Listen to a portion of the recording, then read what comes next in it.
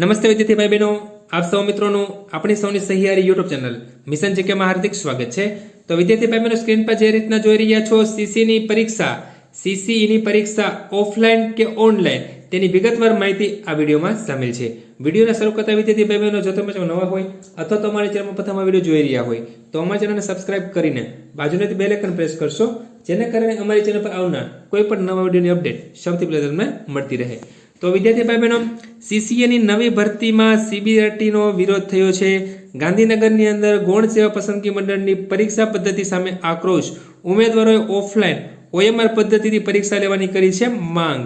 તો વિદ્યાર્થી ભાઈ બહેનો, હાઈકોર્ટમાં પણ પિટિશન દાખલ થઈ છે। ખાસ કરીને 71 જેટલી અલગ અલગ શિફ્ટમાં લેવાયેલી પરીક્ષા નોર્મલાઇઝેશન ફોર્મ્યુલાને કારણે અનેક તેજસ્વી વિદ્યાર્થીઓનો અન્યાય થયો હોવાનું સામે આવ્યું છે। નોર્મલાઇઝેશનમાં ગણિતના ઉમેદવારોના વાસ્તવિક ગુણમાં 2 થી લઈને 37 ગુણ સુધીનો મોટો તફાવત જોવા મળ્યો છે, જેને પગલે ગુજરાત હાઈકોર્ટ પણ અનેક પિટિશનો દાખલ કરવામાં આવેલી છે।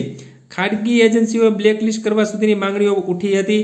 આ વિવાદને કારણે ભરતી પ્રક્રિયા લાંબા સમય સુધી લંબાઈ હતી અને અંતે પરીક્ષા લેનાર ખાનગી એજન્સી બ્લેકલિસ્ટ કરવા સુધીની પણ માંગણી ઉઠી હતી।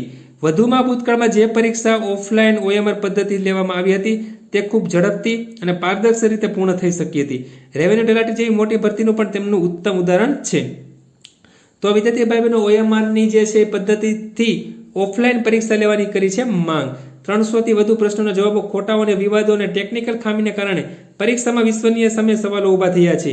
આથી ગુજરાતની અંદર અસંખ્ય મહેનતુ જે યુવાનો છે એ ભવિષ્યને ધ્યાનમાં રાખીને મંડળ દ્વારા સીસીની પરીક્ષા ઓફલાઈન લેવા માટે વિદ્યાર્થી ભાઈ બહેનો હિતાવહ છે તેવો વિદ્યાર્થી ભાઈ બહેનો આક્રોશ થયેલો છે, એટલે વિરોધ થયેલો છે કે આ પરીક્ષા જે છે એ ઓફલાઈન લેવામાં આવે। તો આ રીતના વિદ્યાર્થી ભાઈ બહેનો મહત્વની અપડેટ જે આપણા સમક્ષ લઈને આવી, તો જો વિદ્યાર્થી ભાઈ બહેનો તમને વિડીયો પસંદ આવ્યો તો લાઈક કરજો અને તમારા મિત્રોમાં શેર કરજો। ધન્યવાદ।